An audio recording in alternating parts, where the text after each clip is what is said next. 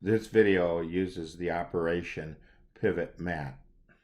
We load pivot mat by double clicking, shift clicking, right click, copy, move to our calculator, right click, paste, press enter. To see that we have loaded it, press the var key, press CAS, press program, and we see that pivot mat has been loaded into our calculator. Pivot mat is found under the info, immediate mode, CAS, var option. Then we press finite math, and we see that under linear programming, dual problems, pivot mat is listed. In this video, we investigate a system of linear equations with fewer equations than unknowns. Here we have 2 equations and 3 unknowns. We will investigate the 2 equations and 3 unknowns with RREF, REF, and pivot mat.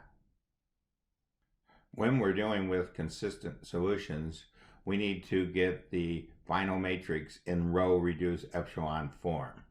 The easiest way to do that, of course, is just to use the row reduced epsilon form command.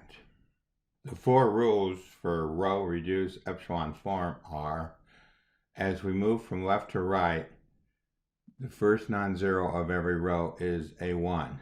So when we look at this one here, as we go from left to right, we see that the first non-zero is a 1. Column with the leftmost one of a row, all remaining entries are 0.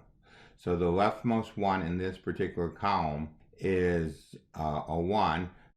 The entries in the column are all zeros. The left one of any row is to the right of the leftmost one of the preceding row. So here, this one is to the right of the row of the preceding row. Rows with only zeros are below all other rows. There's not any rows with all zeros. Row epsilon form does the Gaussian elimination method. It is not in row reduced form because this particular one in this row has the column not equal to 0, so it violates rule 2. We can save its answer as matrix 2 and then use our supplied operation pivot mat on it to put it in row reduced epsilon form. Pivot mat uses the mrow and pivot internal operations. We use it to manually do the Gauss elimination technique. The one slight problem with it compared to row reduced epsilon form and row epsilon form is that answers turn out sometimes to be, instead of 0, be very, very close to 0. Assuming that this is a 0, this still violates rule number 1. As we move from left to right, the first non-zero of every row is a 1. If we take a look at our calculator over here, we use pivot mat on this M2 for row 2, column 3, and it turns out that we end up with the answer. Again, if we assume that this answer is a 0. To make it show up correctly, what we do is we take this particular matrix, bring it into our command line, and manually edit this line. You will see on the subpage this happening. We now turn to the subpage. The first 2 screenshots show us transforming this number close to 0 to a 0. We noticed from the previous screen that the answer for x1 was wrong, so we have edited this answer. We go up here and we look at our final solution matrix here, and we see that variable x2 does not have a 1, so we assume that variable x2 is equal to the parameter s. Then we look at x1, So we take the 4/3 over to the other side. So this is equal to 200 over 21 minus 4/3 s. Then we look at variable x3 and see that it's directly equal to 20 over 7.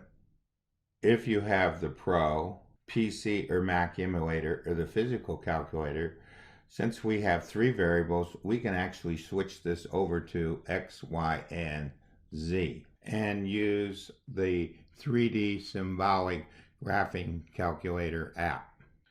We need the equation in the form Z equal. So this is what we were doing with this calculator screen.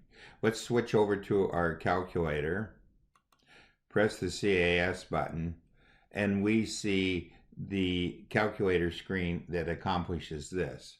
So we take our first equation and we put it into the solve function and we solve it for Z.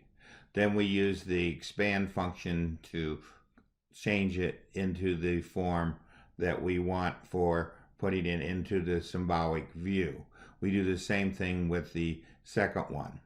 To find solve, we hit the toolbox, CAS 3, and then 1. To find expand, we hit the toolbox, 1, and then 3. We highlight the entry, hit Shift, copy, and then go over to our symbolic view and paste it in. We have already done this. A couple things you need to be aware of. When we pasted this in with the paste command, it put in the list braces and it put in the lowercase x and the lowercase y. We needed to edit the x and y, and we needed to delete the closing brace and the opening brace to put it into our calculator. After we entered both equations in, we went to Shift Plot, and we changed the Z parameter to this so that it would show up. We then pressed Plot. We rotated this around to get this into this final position before copying it over to our page. We settled on this position because we thought it showed the 2 planes intersecting at a line. Therefore, we ended up with an infinite solution. So this was dependent and consistent system. This ends our video on fewer equations than variables.